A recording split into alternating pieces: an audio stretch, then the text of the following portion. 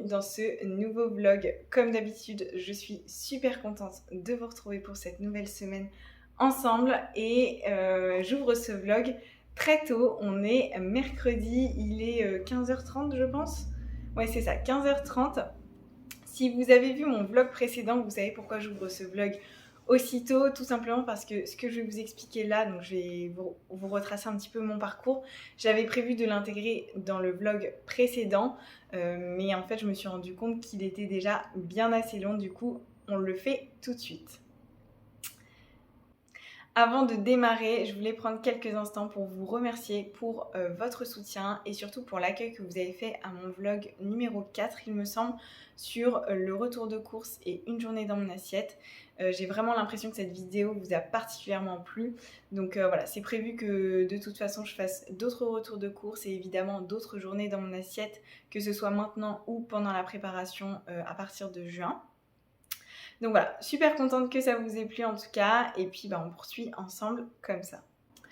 Du coup, on démarre ce nouveau vlog tout de suite avec mon parcours.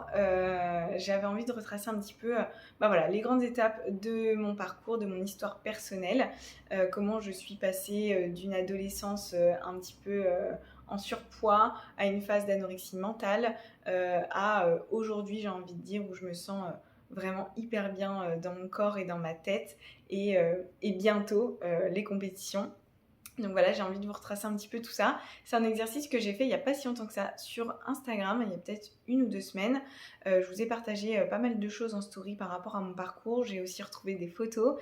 Donc si vous voulez aller jeter un œil à tout ça, vous pouvez, parce que je vous ai tout mis en story à la une. Donc je vous mettrai sur l'écran mon compte Instagram, donc n'hésitez pas.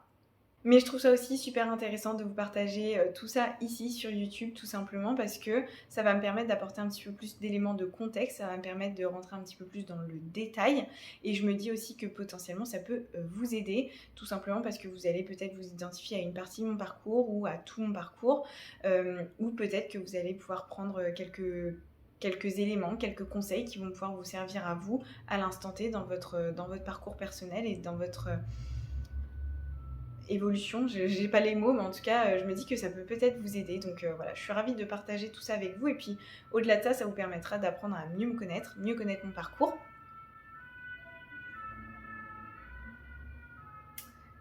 L'ambulance est passée.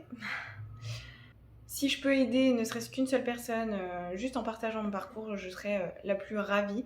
Donc n'hésitez pas aussi à partager votre parcours en commentaire si vous en avez envie, parce que je pense que ça peut être hyper intéressant de partager ça, et ça peut aussi aider d'autres personnes. Par contre, avant de commencer à vous raconter mon parcours, il faut que vous sachiez quelque chose, c'est que j'ai une mémoire un peu pourrie.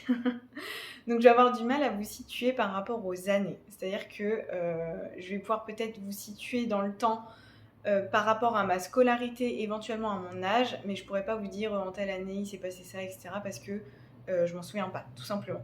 Donc ça c'est la première chose. Et la deuxième chose, c'est que je n'ai pas du tout préparé ça. Donc c'est vraiment du freestyle. Et il se peut, et c'est fort probable que ce soit assez décousu, donc je m'en excuse par avance. Il y a Micha juste là. Vous voyez une partie de son dos. Bref. Donc on y va, on démarre. Donc moi, il faut savoir que j'ai passé une enfance relativement normale. Enfin, en tout cas, par rapport à mon poids, j'ai rien de spécial à dire par rapport à ça. J'étais un petit peu... j'étais en forme, j'étais pas en obésité, je dirais éventuellement en surpoids, mais voilà. Disons que je suis pas très grande, je fais 1m57. Donc voilà, j'avais des rondeurs, ça se voyait, mais je vivais avec, j'avais pas spécialement de difficultés par rapport à ça, et en tout cas, j'avais rien entrepris par rapport à ça. J'ai grandi dans un environnement familial plutôt sain avec tout ça, je dirais. Ma mère avait quelques préoccupations au niveau de son poids, donc il y a eu des phases où elle était un petit peu plus axée sur son poids parce qu'elle cherchait à perdre quelques kilos. Et elle avait aussi un petit peu de mal à se voir telle qu'elle était vraiment, donc elle faisait de la dysmorphophobie. Donc elle était souvent en train de se comparer à d'autres femmes pour essayer de mieux se jauger, entre guillemets, je sais pas si c'est très clair, mais voilà, il y avait ça, mais rien de spécialement anormal, je dirais. Il n'y avait pas particulièrement d'éveil ou d'éducation autour de l'alimentation et du sport. Mes parents ne sont pas des grands sportifs, ils font des activités, j'allais dire extrascolaires, enfin des activités physiques, soit à la maison, en club, enfin ça prenait pas une grande place en tout cas dans l'environnement familial. Est arrivée ensuite donc la période de l'adolescence où là ça a été un petit peu plus compliqué pour moi, je dirais, tout simplement parce que j'ai commencé à me sentir un petit peu plus mal vis-à-vis de mes kilos en trop, de mes rondeurs. Je commençais un petit peu à perdre confiance en moi. Je voyais mes copines qui étaient un petit peu plus minces, qui commençaient de s'épanouir, qui commençaient à s'intéresser aux garçons, etc. Et c'est vrai que moi j'avais tendance plutôt à me renfermer sur moi-même, à me cacher derrière les vêtements. C'est vraiment ça dont je me rappelle. Je mettais beaucoup de choses larges en fait, des gros pulls, des pantalons très larges pour un peu me cacher. Donc ça a été, du coup je sais pas le temporaliser, mais en tout cas ça a été comme ça je dirais sur la période du collège, début de collège on va dire. Il y a eu un élément vraiment déclencheur chez moi et il y a eu vraiment un avant et un après ça. Donc c'est ce que je vais vous raconter là maintenant. Ce qui s'est passé, c'est que je suis partie quelques semaines chez ma tante en Bretagne, pendant 3 semaines, 1 mois je dirais. Et bon, je veux pas alimenter le cliché autour de la Bretagne, du mauvais temps, etc. Mais c'est vrai que cet été-là, il n'a pas fait particulièrement beau. On n'a pas fait beaucoup d'activités, on n'a pas pu beaucoup sortir finalement parce qu'il pleuvait beaucoup. Donc on a été très sédentaires. Et on n'avait pas grand chose à faire finalement et on a pas mal grignoté, je dirais, pas mal mangé en dehors des repas, pas mal de choses transformées, de choses assez riches et puis en parallèle aucune dépense physique, donc forcément j'étais en surplus calorique. Donc voilà, ce qui s'est passé sur ces 3-4 semaines, c'est que j'ai pris du poids. De toute façon, quand je suis rentrée chez moi, je le savais, enfin même avant de rentrer chez moi, je le savais puisque je me sentais vraiment, gonflée. Je le sentais à mes vêtements, que j'étais serrée dans mes vêtements. Il y avait des pantalons que je ne savais plus fermer. Donc vraiment, je sentais que j'étais hyper mal dans ma peau et je savais que j'avais pris du poids. Ce qui s'est passé, ce que j'ai fait, c'est que tout de suite en rentrant chez moi, donc peut-être le lendemain, c'est que je me suis pesée. Donc je me suis pesée directement. Attends, parce que je vais pas m'en sortir sinon avec le Bluetooth. Tu restes avec moi comme ça. Ce que j'ai fait et non. Du coup j'ai encore perdu le fil. Ce qui s'est passé, c'est que je suis rentrée et je me suis pesée directement. C'est-à-dire que je suis arrivée, le lendemain matin, j'étais sur ma balance. Et ça, c'est une erreur. Parce que si j'avais juste attendu une semaine, que j'avais repris mon rythme normal d'avant, j'ai envie de dire, j'aurais certainement été au même poids qu'avant finalement, parce que c'était vraiment des kilos superflus, du fait d'avoir un apport calorique excédentaire, j'ai envie de dire, sur une période temporaire, on va dire. Mais bref, j'ai pas fait ça, parce que je le savais pas, tout simplement. Donc je me suis pesée le lendemain matin, et là vraiment, mais vraiment, ça a été un drame. Ça a été la fin du monde, c'est-à-dire que j'étais sur ma balance, j'étais en larmes. Donc je pesais ce jour-là 58 kilos, alors que d'habitude j'étais plutôt aux alentours de 54 kilos. Je fais une parenthèse ici parce que, donc comme je vous l'ai dit, je mesure 1m57 et mon poids santé, j'ai envie de dire, c'est 54 kilos. Ça veut dire quoi ? Ça veut dire que 54 kilos, c'est un poids auquel déjà je me sens bien, c'est un poids que je n'ai aucune difficulté à maintenir. C'est-à-dire que sans faire forcément d'efforts, je vais me maintenir à 54 kg. Et c'est ça un poids santé, d'accord ? Commencez pas à vous dire « Ah moi, je mesure 1m57, il faut enlever 10, donc je dois peser 47 kg. » Cette règle-là, je suis sûre que vous la connaissez, elle est nulle à chier. Elle sort de nulle part, d'accord ? Il n'y a rien de prouvé scientifiquement, ça ne veut rien dire. Votre poids de forme, si vous voulez appeler ça comme ça, moi je préfère appeler ça santé, c'est le poids que vous savez maintenir sans trop de difficultés, dans un environnement plutôt intuitif, d'accord, sans régime, sans compter. Voilà, c'est votre poids que vous savez maintenir facilement. C'est tout. Parenthèse fermée. Donc, j'étais plutôt aux alentours des 54 kilos. Et là, je me pèse 58 kilos. Ça veut dire que j'avais pris 4 kilos, donc j'avais dit en 3 semaines, 1 mois. Donc là, c'est le drame, hein. Clairement, c'est le drame. À partir de là, il y a eu un après. Voilà, je vous parlais d'un avant-après, il est là. On est sur la balance, on est en train de pleurer, ça va pas du tout. Franchement, je suis vraiment mal, comme je n'ai jamais été. Je me sens mal dans mon corps, je me sens mal dans ma peau, et là c'est vraiment, j'ai envie de dire, le coup de massue qui m'achève, qui vient confirmer ce que je savais déjà. Hein. Je savais déjà que j'avais pris du poids, puisque je le voyais dans mes vêtements, je le sentais. Mais de voir le chiffre, ça a vraiment été, ça a été un choc. Ça a été un choc. Donc à partir de là, j'ai décidé de prendre les choses en main et d'entamer un régime. Ce que j'ai fait en fait, parce que j'avais pas vraiment la main sur la partie alimentation, bah déjà j'y connaissais strictement rien, je connaissais rien aux calories. Faut savoir qu'à cette époque-là, je l'ai peut-être pas dit, hein, mais j'avais 14-15 ans je dirais, à peu près. Peut-être 15-16, allez. Mais du coup, je m'intéressais pas du tout à ça. C'est-à-dire que c'était ma mère qui faisait à manger, moi je mangeais et puis terminé quoi. Et quand elle était pas là pour faire à manger, en gros c'est moi qui faisais à manger, mais du coup c'était des choses assez simples à faire, assez industrielles, d'accord. C'était par exemple des cordons bleus, des pâtes fourrées, ce genre de choses-là.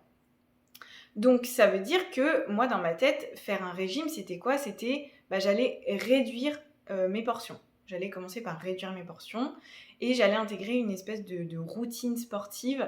Je me souviens, j'en rigole maintenant, mais je me souviens, en gros, je m'étais dit, tous les soirs, avant d'aller me coucher, je vais faire 10-15 minutes de sport dans ma chambre. Donc je faisais des squats à vide, hein, sans poids. Je faisais des squats, je faisais des abdos, je faisais, je sais pas, des levées de jambes. Enfin, je sais plus bien, mais je faisais tous les soirs 10-15 minutes de sport pour dire d'augmenter un petit peu mes dépenses, voilà, je me disais si je réduis mes quantités et que je fais du sport, voilà, c'est ça un régime pour moi, c'est je vais perdre du poids.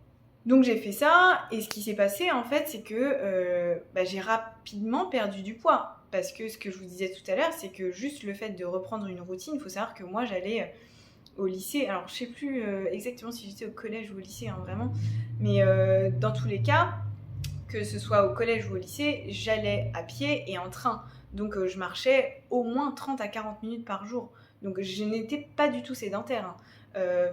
Au-delà de l'activité sportive, je veux dire, j'avais une activité physique régulière et je n'étais pas sédentaire, même si je ne faisais pas de sport. C'est ça que je veux dire. Je suis assez pointilleuse quand même. Bref, donc oui, j'ai perdu assez rapidement du poids, c'est normal, j'ai repris simplement mon rythme d'avant. Et c'est ce qui se serait passé si je n'avais pas décidé de réduire mes portions et si je n'avais pas décidé de faire cette routine sportive. Donc, qu'est-ce qui s'est passé finalement? C'est que j'étais contente de voir que j'avais repris le contrôle de ça, j'avais le contrôle de ça et je perdais du poids. Donc, ça marchait. Donc, je contrôlais ça. Et en fait, là où il y a eu basculement vers les troubles du comportement alimentaire, je dirais, c'est que je suis arrivée à mon poids santé dont je parlais tout à l'heure, j'ai retrouvé mes 54 kilos d'avant, mais j'ai décidé de continuer. J'ai décidé de continuer parce que à cette époque-là, comme je vous le disais, je commençais quand même de me sentir mal, je me cachais derrière mes vêtements, j'étais quand même pas très bien. Donc je me disais, je vais aller un petit peu plus bas, je me sentirai un peu mieux, quoi. Et donc j'ai décidé de continuer. J'ai continué et en fait, forcément, au bout d'un moment, c'est scientifique. C'est-à-dire que le métabolisme, il s'adapte. Donc, j'ai eu des phases de stagnation. Donc, je faisais quoi? Je réduisais mes apports. Je mangeais encore un petit peu moins, encore un petit peu moins.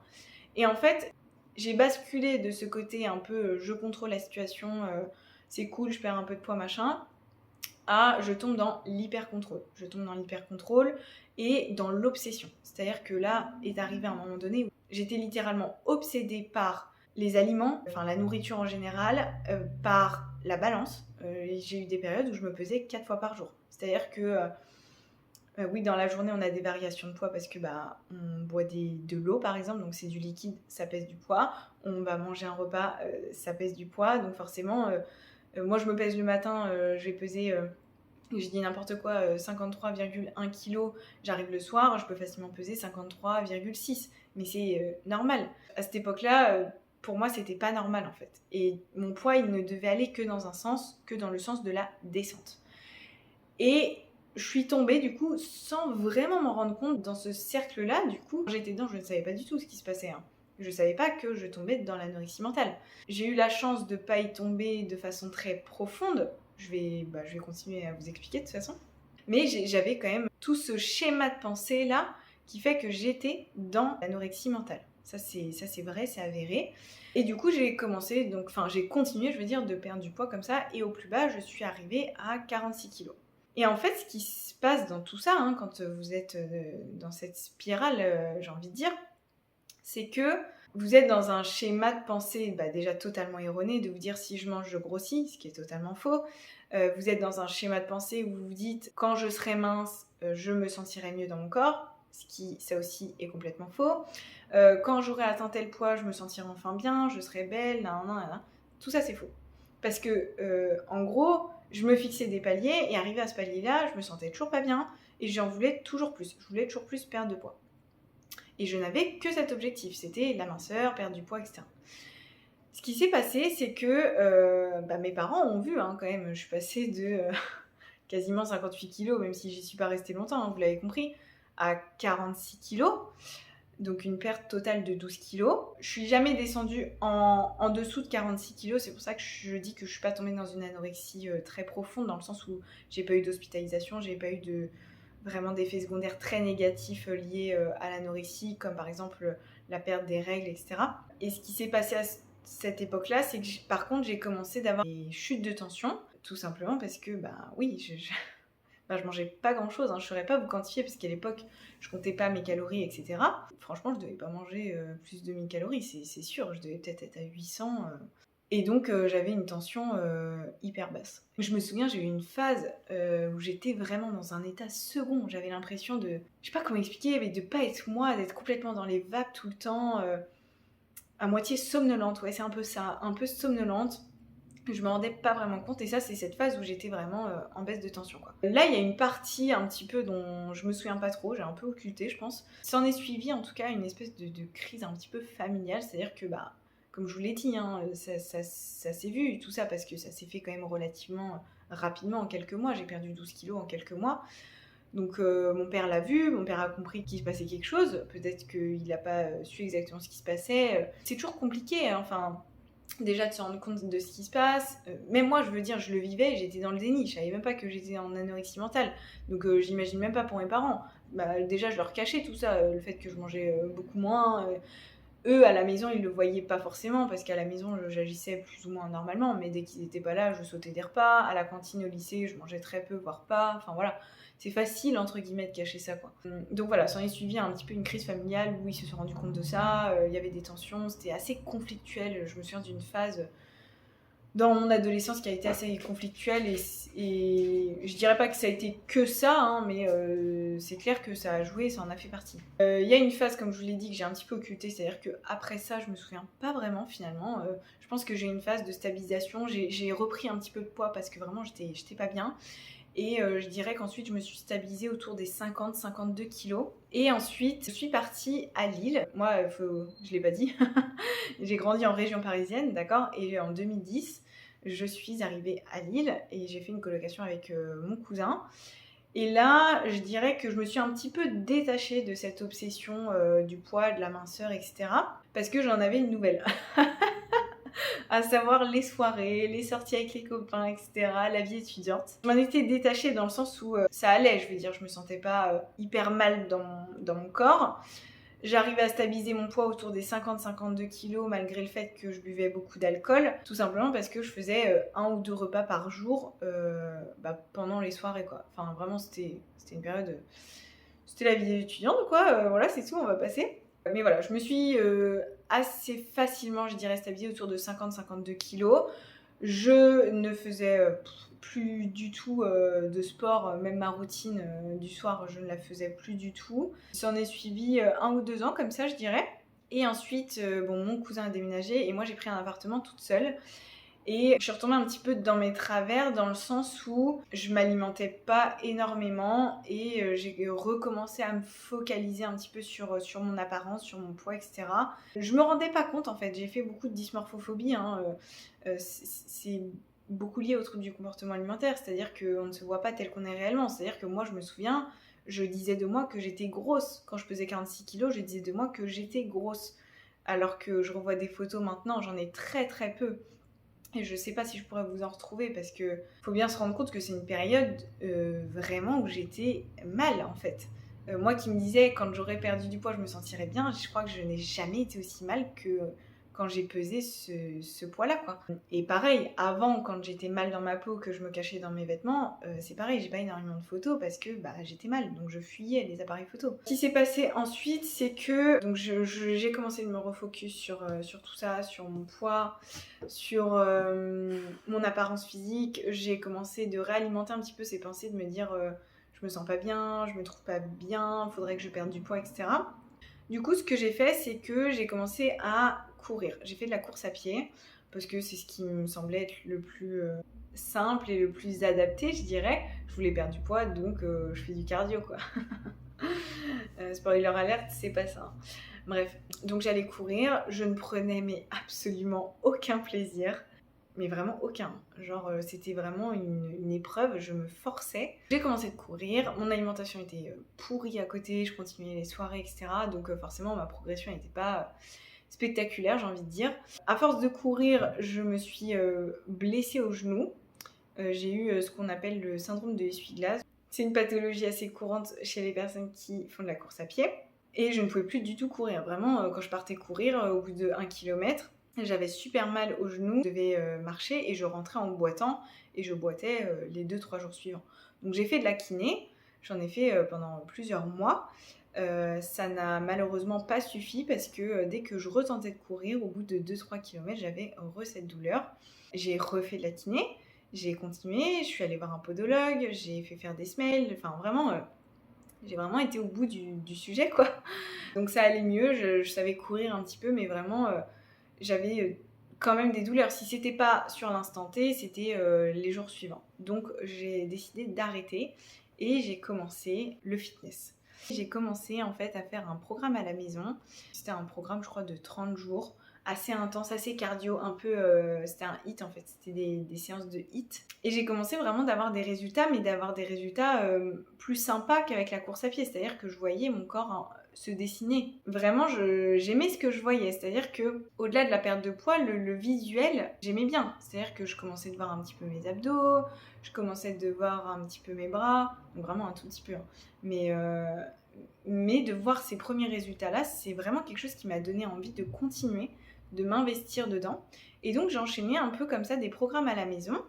Et arrivé au bout d'un certain temps, je me suis dit, c'est bien, franchement j'ai des beaux résultats, mais si je commençais à m'intéresser vraiment sérieusement à la nutrition, je pourrais peut-être avoir des meilleurs résultats encore. Et donc là, je suis retombée dans une phase un petit peu de contrôle, j'ai envie de dire, parce que je me suis très mal renseignée. À l'époque, il n'y avait pas autant d'informations aussi accessibles, j'ai envie de dire, sur tout ça.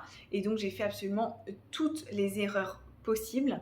C'est-à-dire que j'ai coupé toute source de lipides, toute source de glucides. J'étais dans un état mais lamentable. J'avais zéro énergie, j'étais d'une humeur... voilà. Et en fait, je me rendais pas compte de tout ça. Et du coup, après, j'ai commencé de compter mes calories et de les restreindre. Voilà, je suis tombée dans la restriction encore. Parce que du coup, la phase d'anorexie mentale, on est dans de la restriction. Mais là, c'était différent. Je suis pas retombée dans une phase d'anorexie mentale. Par contre, je suis tombée dans une phase de contrôle et un espèce de cercle vicieux qui s'est installé où la semaine, j'étais dans le contrôle, l'hyper-contrôle, la restriction. Et le week-end, c'était craquage total. C'était soirée, apéro, repas plaisir, quasiment tout le week-end, j'ai envie de dire. Tout simplement parce que j'étais beaucoup trop frustrée de ma semaine et que j'avais faim, d'accord.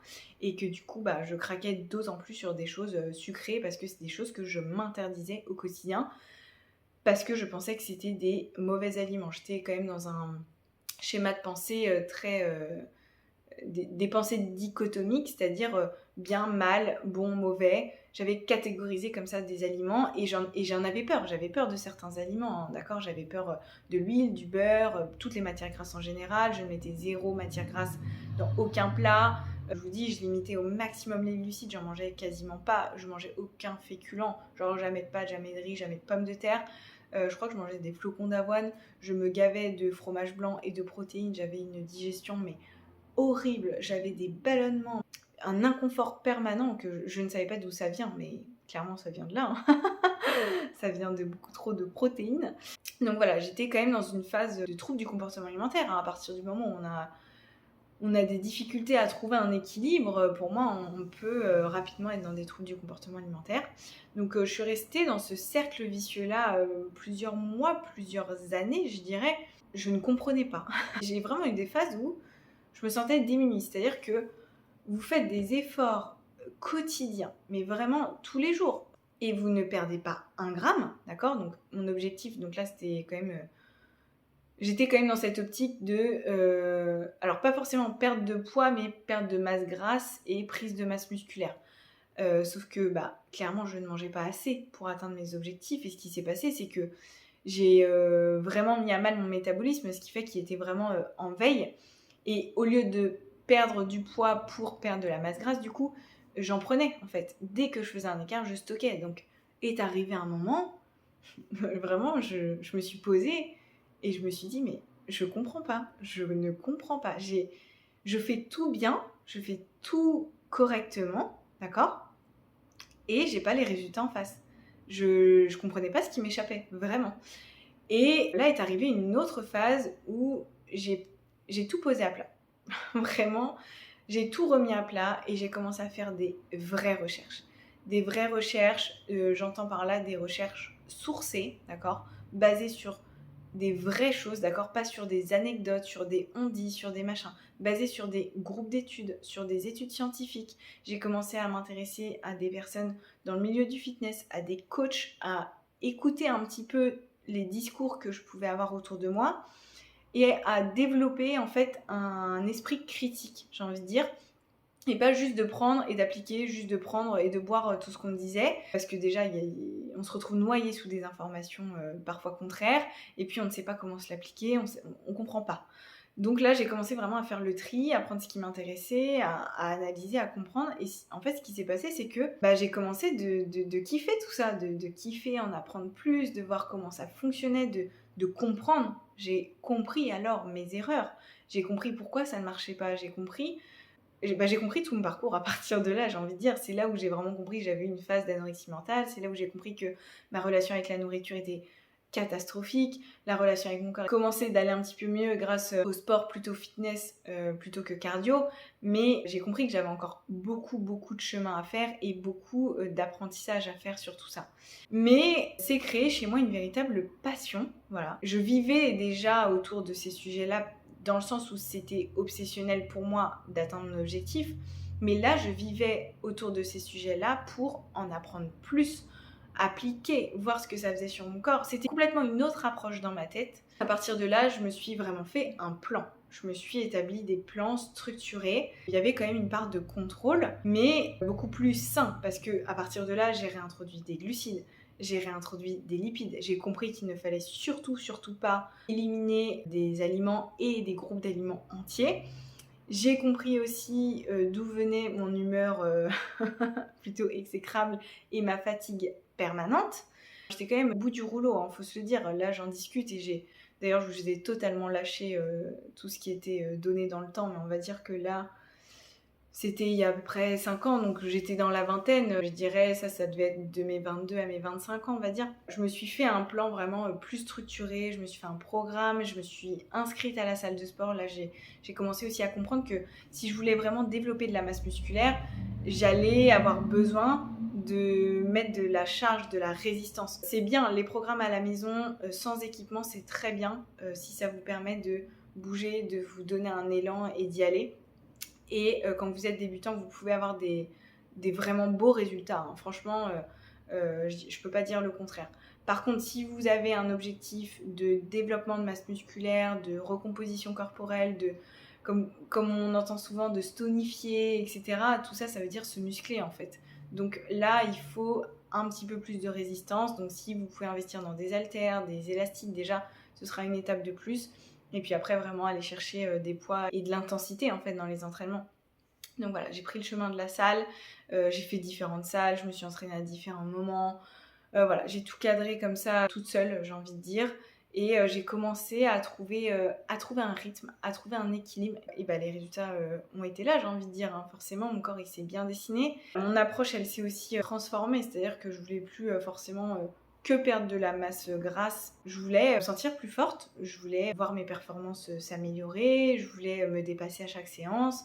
Et donc j'étais moins focalisée sur cette perte de masse grasse et du coup j'ai commencé de manger plus. Et j'ai compris que en mangeant plus, j'avais plus d'énergie. Et comme j'avais plus d'énergie, je pouvais soulever plus lourd. Et comme je soulevais plus lourd, je pouvais prendre plus de masse musculaire. Et j'étais là, cette fois-ci, dans un cercle vertueux. À cette époque-là, je comptais encore mes calories dans cette optique-là de les augmenter.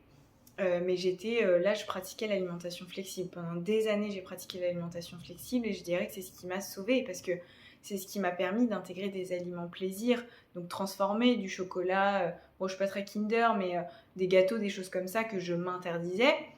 Là, j'ai pu les intégrer dans la diète et puis avec l'alimentation flexible, le soir, je mangeais un petit peu moins de féculents. Enfin, j'avais mes glucides, donc je savais où j'allais, quoi. Je savais me réguler.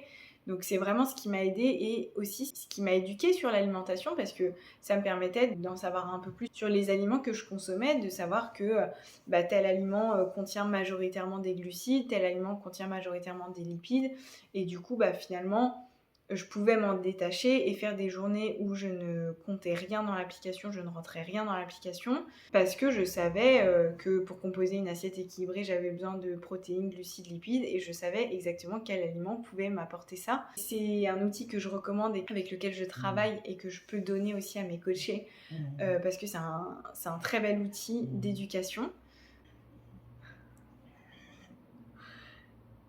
Il y a Luna qui est en train de ronfler à côté. Je sais pas si vous l'entendez. S'en est suivi toute une période où j'ai vraiment commencé de me sentir mieux dans ma peau. Alors que mon physique était différent, il était un peu plus imposant entre guillemets, mais j'avais réussi à construire de la masse musculaire. Je sentais que c'était bon pour moi, je sentais que j'étais sur le bon chemin, ça payait, je comprenais ce que je faisais et voilà.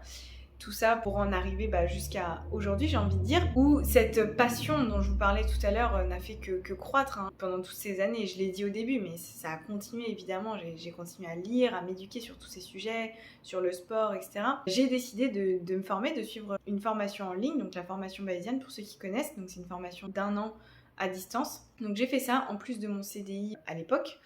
Au début, c'était vraiment dans une optique, encore une fois, d'en apprendre plus, de me former, de m'éduquer encore plus. Et au bout d'un moment, je me suis dit, mais c'est tellement quelque chose qui me passionne, qui me prend au trip, qui fait partie de mon quotidien, qui m'a aidée dans mon parcours personnel à évoluer physiquement, psychologiquement, qui m'a aidée à me sortir de situations vraiment difficiles, que j'avais envie d'aller plus loin. J'avais envie vraiment de pouvoir aider d'autres personnes à s'en sortir parce que je le vois autour de moi, je le vois aujourd'hui et je le voyais déjà à l'époque. Voilà, combien de fois on me dit faudrait que je perde du poids, je vais me mettre au régime, c'est bientôt l'été, il faudrait que je perde 10 kilos, machin, etc. Tout ça je l'entendais dans mon quotidien et j'entendais tous ces mises autour de moi, des copines qui me disaient des choses qui m'énervaient vraiment beaucoup parce que je savais que c'était complètement faux, ça marchait pas comme ça, je l'avais moi-même vécu, je l'avais appris et je continuais de l'apprendre et d'en apprendre encore plus et le tout basé sur des études scientifiques. Donc voilà, j'ai vraiment eu cette envie qui a grandi en moi d'aller aider les autres, d'aller aider plus particulièrement les femmes à se rendre compte en fait de tout ça, de la puissance que peut avoir une transformation physique et mentale dans notre vie et l'impact positif que ça peut avoir. Donc je dirais que ça a fait son chemin finalement assez naturellement et c'est un peu devenu ma mission de vie et je me suis dit pendant la formation pourquoi pas me reconvertir, profiter de cette formation qui était certifiante pour me reconvertir, quitter mon CDI, me lancer à mon compte et devenir coach et aider d'autres femmes et voilà, voir que j'ai un impact positif sur leur vie, voir que je peux les aider à se transformer, à se développer, à grandir et les accompagner, être là en soutien, être un peu un mentor. Et ça m'a drivé de fou. Et du coup, c'est ce que j'ai fait. Aujourd'hui, je suis à mon compte, j'ai quitté mon CDI, je travaille à temps plein sur mon activité de coaching qui est en plein développement. Je suis ravie de ça, de voir que je peux transmettre mes connaissances à d'autres femmes. Je les vois évoluer en fait et ça c'est tellement gratifiant de savoir qu'on aide les autres à aller mieux, à les tirer vers le haut. C'est... Bref. Je sais que je suis à ma place aujourd'hui et c'est mon chemin personnel, c'est mon histoire personnelle qui m'a amenée où j'en suis aujourd'hui. Et un peu en même temps que tout ça s'est fait, puisque c'était en juin du coup 2022, juste avant de passer ma certification, j'ai décidé moi-même de me faire coacher, de prendre un coach. Alors à court terme, c'était vraiment dans une optique d'être encadrée par quelqu'un d'autre, dans le sens où j'avais envie de me libérer de cette charge mentale, de me faire mes programmes, mes diètes, etc. Et aussi l'envie de voir autre chose. C'est vrai que jusqu'à maintenant, j'avais soit appliqué des programmes que j'avais vus, mais pendant longtemps, c'était moi qui me faisais mes programmes. J'avais envie de voir autre chose et de me dépasser. C'est vrai que quand on est en coaching, le fait d'avoir des comptes à rendre, c'est quand même quelque chose qui nous pousse, qui nous booste, et moi y compris. Je veux dire, c'est pas parce que je m'intéressais à tout ça, c'est pas parce qu'aujourd'hui je suis coach que ce côté rendre des comptes, se dépasser, etc., j'y suis pas soumise, on va dire. Ça me pousse aussi. Et puis je suis super contente, on est fiers de rendre sa coach fière.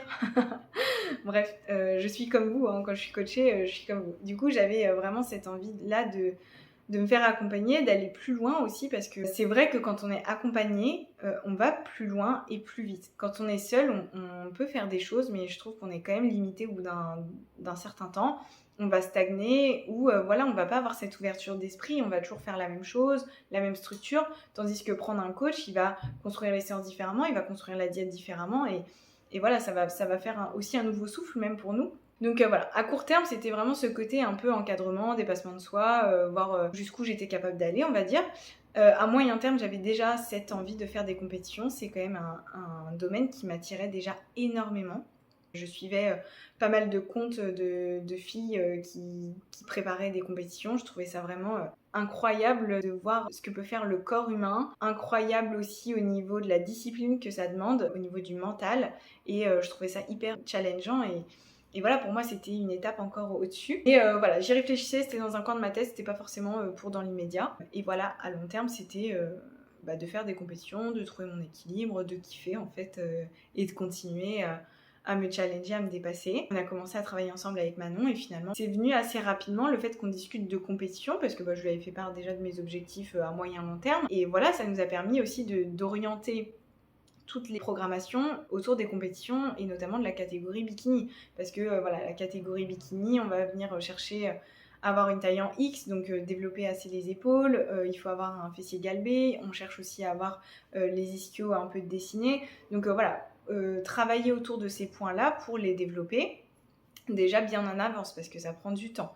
Et donc finalement, en fait, ça s'est fait assez progressivement et assez naturellement. Donc voilà, je suis en plein dedans, je suis arrivée à aujourd'hui, j'ai envie de dire. Ça a été assez long de vous retracer tout ça, j'espère que je vous ai pas perdu en cours de route, j'espère que c'était pas trop brouillon, mais c'est vraiment mon histoire personnelle qui m'a amenée où j'en suis aujourd'hui, dans mon métier de coach et dans cette envie d'avancer vers les compétitions. Aujourd'hui, quand je regarde mon parcours, franchement, je suis fière de moi et j'ai pas honte de le dire, tout simplement parce que j'ai jamais rien lâché.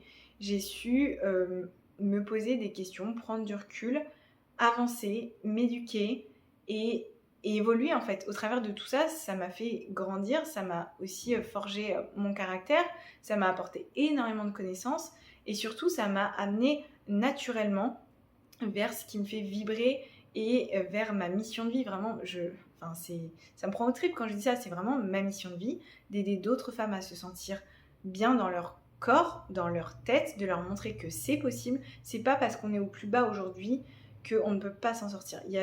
C'est jamais trop tard, d'accord ? C'est jamais trop tard, et moi je veux pouvoir aider des femmes à s'en sortir, je veux me sentir utile, avoir un impact positif dans leur vie, et montrer aussi que quand on est coach, c'est pas juste envoyer un programme de nutrition et envoyer un programme de sport, ça va bien au-delà, d'accord ? On est sur une transformation vraiment identitaire, on fait tellement de chemin, ok physiquement, mais aussi mentalement, que ça n'impacte pas juste le sport et la nutrition, ça impacte vraiment la vie de la personne, et je trouve ça juste incroyable. Donc voilà, c'est vraiment mon parcours personnel qui m'a emmenée sur cette voie et qui me permet aujourd'hui de vivre de ma passion, et ça, je trouve ça juste incroyable. J'ai vraiment le sentiment, comme je vous le disais tout à l'heure, d'être à ma place. Tout s'est aligné sur mon chemin. Je dis pas que ça a été facile, je dis pas que j'ai pas mis des actions en place pour arriver où j'en suis là, et clairement, je peux vous dire que les 2 dernières années et même encore aujourd'hui, je charbonne. Je me lève tous les jours à 6h30, je bosse énormément pour développer mon business. À l'époque, quand je suivais ma formation, pareil, il y a des périodes où je me levais à 5h30 pour bosser le matin, faire mon sport avant de commencer ma journée de travail à 9h, et je travaillais jusque 22-23h parce que je devais avancer sur mes cours en fait. Je voulais en apprendre plus, je voulais réussir mes examens, donc je me suis vraiment donné les moyens. Mais tout s'est vraiment bien goupillé, j'ai envie de dire, tout est arrivé au bon moment, au bon endroit. Et ça continue en fait, et c'est ce qui fait que j'ai vraiment ce sentiment d'être à ma place aujourd'hui. Bref, voilà pour vous retracer mon parcours de vraiment mon adolescent, je dirais 13-14 ans, à aujourd'hui j'en ai 30. Donc vous voyez, ça se fait pas en 2 mois, ça prend du temps, c'est un cheminement vraiment personnel. Et comme je disais, bien au-delà du sport et de la nutrition. J'espère que mon parcours pourra vous aider, vous inspirer, vous donner de l'espoir si vous êtes dans une période de guérison, pourra vous apprendre des choses. Voilà, j'espère en tout cas que ça vous a plu. Je suis super contente de partager tout ça avec vous et de voir que ouais, en 15 ans j'en ai fait du chemin, et heureusement, moi maintenant la suite de mon chemin, ça va être d'aider d'autres femmes à faire ce chemin-là aussi. Voilà, je vais m'arrêter là pour ça. J'ai pas mal parlé, je vais aller boire, j'ai super soif. Et je vous reprendrai plus tard. Donc on est vendredi, il est 10h45 et je vous prends pour vous parler un petit peu de mon bilan. Donc j'ai envoyé mon bilan ce matin à Manon, donc je pesais 52,9 kg. Donc le même poids qu'hier, mon poids s'est stabilisé, donc ça c'est cool. Je pense que ce week-end il devrait drop, il devrait baisser. Donc on verra comment ça se passe. J'ai eu le retour de Manon déjà qui est vraiment super contente. Elle trouve que voilà, le haut du corps c'est bien dessiné. On voit bien mes épaules, on voit bien mes obliques, donc ça c'est vraiment cool. Donc vraiment elle était super contente. Tant mieux. Donc pas de changement au niveau de la diète cette semaine. Pas de changement au niveau des pas, simplement elle m'a augmenté le cardio sur mes jours off. Donc moi j'ai 2 jours off par semaine, donc au lieu de faire 20 minutes ces jours-là, je vais faire 30 minutes de cardio. Donc ça va, c'est pas non plus la mort, on va dire. Donc voilà, ce qu'elle m'a dit c'est qu'on allait mettre un dernier coup de collier en gros là sur les prochaines semaines, et puis ensuite on va repasser tranquillement en maintien pour maintenir tout ce qu'on a fait durant cette mini-cut. Et je pense qu'on va partir vraiment avec une belle base pour la sèche de compétition. Donc voilà par rapport au retour de bilan. Donc moi si Manon est contente, je suis contente. Hein. Donc ça c'est cool. Donc là ce matin j'ai travaillé un petit peu, j'ai fait mon entraînement. Franchement j'ai eu un super bon entraînement. Je suis super contente, j'ai pu augmenter un petit peu mes charges et ou mes répétitions, donc ça c'est cool, principe de surcharge progressive. Mais je voulais juste vous parler de ça parce qu'à chaque fois j'ai l'impression que quand je vous parle j'ai des trop bonnes séances. Mais il faut savoir que j'ai aussi des séances vraiment pourries. Simplement, c'est pas les jours où je filme, j'ai l'impression.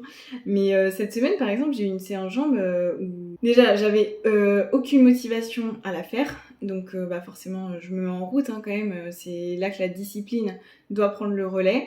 Et là, je dirais qu'il y a 2 possibilités. Soit la motivation vient pendant la séance, et ça m'est déjà arrivé, et ça a dû déjà aussi vous arriver à vous. Vous commencez une séance pas trop motivée, et puis finalement vous vous mettez dedans, et en fait c'est une super bonne séance. Soit vous subissez votre séance. Clairement, là, je sais plus si c'était lundi ou mercredi, mais clairement, j'avais suivi ma séance. Et dans ces cas-là, il n'y a rien à faire, quoi. Faut juste prendre sur soi, se dire que c'est temporaire, c'est question de 1 heure, 1 heure et demie. Et puis, moi, je prends vraiment, quand c'est comme ça, je prends vraiment exo par exo, répétition par répétition. Genre, je me dis, bon, allez, plus que 10 reps. Arriver à la prochaine série, allez, plus que 10 reps. Et j'avance comme ça, vraiment... de façon très... des petits pas en fait. Je sais pas si vous voyez ce que je veux dire, mais voilà. Au lieu de voir toute la séance dans sa globalité, de se dire oh non, franchement, ça va pas le faire et tout, je me dis bon allez, je commence par cet exo, voilà, je fais ma première série, ensuite j'enchaîne ma deuxième série, ensuite le deuxième exo, etc., etc. Et du coup, de le découper comme ça en petits morceaux, on va dire que ça passe mieux. C'est pas fou, mais bon, ça passe mieux.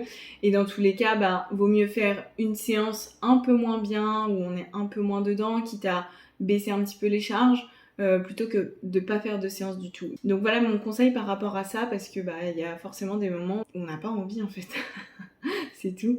Et ça le sera pendant ma prépa, je pense. Ça va être... En tout cas, à la fin, avec la baisse des calories, l'augmentation du cardio, à un moment donné, il y a juste plus de jus dans le corps. Donc je pense qu'il y a pas mal de séances que je vais subir comme ça. Donc on verra. Sinon, je vais éviter de trop parler parce que je vous ai filmé, du coup, vous l'avez vu juste avant, normalement, je vous ai filmé tout mon parcours.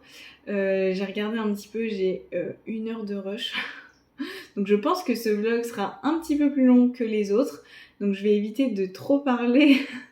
Je vais pas mettre beaucoup de choses, je pense, cette semaine pour éviter qu'il dure trop longtemps. Voilà pour ça. Qu'est-ce que je peux vous dire d'autre Bon, aujourd'hui, journée de travail classique. À 14h, j'ai un appel découverte. Cet après-midi, je vais travailler et ce soir, rien de particulier, hein, j'ai plus de repas plaisir, vous le savez. Mais Thibaut, il va se commander un truc quand même.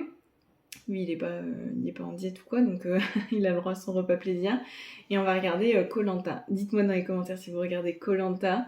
Je suis trop contente que ça ait repris. Bon, maintenant, il le diffuse le mardi. Moi, je le regarde toujours en décalé. On le regarde en replay le vendredi soir. Donc voilà, ce sera notre petite soirée. Et puis ce week-end, j'ai rien de prévu.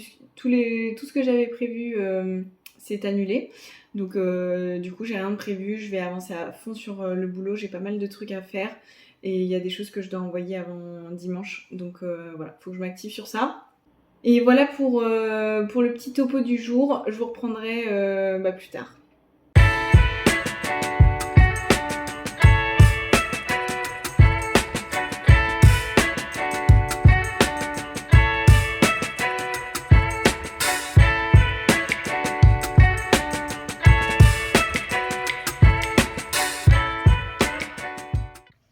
Je vous reprends, on est lundi, il est 11h30. Là, je viens de manger ma collation du matin et je vais partir faire quelques pas dans mon garage. Mais avant ça, je voulais me poser pour vous faire un petit update au niveau de mon poids et puis au niveau du week-end, tout simplement parce que je n'ai pas filmé ce week-end. Déjà parce que j'ai pas envie que la vidéo dure trop longtemps, mais aussi parce que j'ai rien fait de particulier. Samedi en fin de matinée, on a été faire les courses. Ensuite, j'ai travaillé absolument tout le week-end. Hier, j'ai fait un petit peu de posing et j'ai pris quand même quelques heures pour faire du ménage, du rangement, mon meal prep, etc. pour dire de bien commencer la semaine. Mais voilà, rien de particulier ce week-end. Au niveau de mon poids, donc vendredi, j'étais à 52,9 kg. Et tout le week-end, donc samedi, dimanche, j'étais à 52,5, donc une perte de 400 grammes. Et ce matin, j'étais à 52,6, donc mon poids est relativement stable là depuis 2-3 jours. Donc je pense que d'ici quelques jours, il va drop, il va baisser d'un coup de 400 ou 500 grammes peut-être, on verra. Mais voilà, ça se passe plutôt relativement bien, j'ai envie de dire. Donc voilà pour ça. Et ce que je peux vous dire d'autre, c'est que cette semaine, j'ai décidé de changer mon organisation autour de mes jours off, donc mes jours sans entraînement. Donc avant, c'était le jeudi et le dimanche. Et à partir de cette semaine, je teste de faire un jour off le lundi et un jour off le vendredi. Je fais ça pour tester en termes d'organisation parce que le lundi, c'est vrai que je me prévois toujours une grosse journée de travail. Pour dire de commencer la semaine dans un bel élan de productivité déjà, mais aussi pour essayer d'en absorber un maximum, pour essayer d'être un petit peu plus sereine sur le reste de la semaine, on va dire. Donc je me dis que si j'ai pas d'entraînement, j'aurai plus de temps pour travailler. Et le vendredi, parce que pareil, en termes d'organisation, ça peut être intéressant pour moi. De temps en temps, je vais au coworking. Mais ça fait aussi quelques semaines que je me dis que j'aimerais bien couper un petit peu plus tôt le vendredi. Donc pareil, je me dis que si j'ai pas de séance le matin à passer, et j'aurai plus de temps pour travailler le matin. Et donc je pourrais couper un petit peu plus tôt. Donc voilà, on teste de toute façon, on va voir ce que ça donne. Je ne m'empêche absolument pas de rechanger d'ici quelques semaines, soit de revenir à mes jours précédents, soit de tester de nouveaux jours. Rien n'est figé. On avance comme ça, du coup ça implique que j'aurai 2 entraînements à faire le week-end, donc samedi, dimanche. Chose que je faisais pas jusque là, mais bon, on verra comment ça se passe, j'aurai plus de temps normalement, donc... L'idée, c'est de moins travailler les week-ends. Il y a des week-ends où je suis obligée, mais globalement, l'idée, c'est quand même de réussir à tout passer du lundi au vendredi. Donc voilà pour ça, je parle pas plus longtemps sinon je vais me détester au montage et vous aussi vous allez me détester. Je vous laisse ici, je vous reprendrai pas aujourd'hui je pense parce que comme je vous l'ai dit, je dois travailler à fond. Je vous reprendrai certainement mercredi pour vous faire un petit point et clôturer certainement le vlog. Je vous reprends, on est mercredi, il est 14h15. Je vous ai posé dans ma bibliothèque, je sais pas, je me, je me tape un trip. C'est parce que je voulais boire mon café en même temps. Et pas être assis, j'en ai un peu marre d'être assis, surtout que j'ai mal aux jambes. Bref, je vais pas m'éterniser parce que la vidéo est déjà bien assez longue, je pense. Juste, je vous fais un petit point rapide sur mon poids. Donc, mon poids est plutôt stable depuis lundi à 52,6 kg. Donc, on verra comment il évolue et ce que ça donnera au prochain bilan parce que c'est ma semaine de règles, donc à voir. Bon, moi, généralement, je perds du poids pendant la semaine de règles. Ne soyez pas jalouse, je sais pas pourquoi, j'ai aucun symptôme prémenstruel et je perds du poids. Donc on verra après-demain, vous saurez ça dans le prochain vlog. Sinon, j'ai des grosses courbatures au quadriceps, je sais pas pourquoi, parce que je suis le même programme depuis plusieurs mois maintenant, je fais les mêmes mouvements.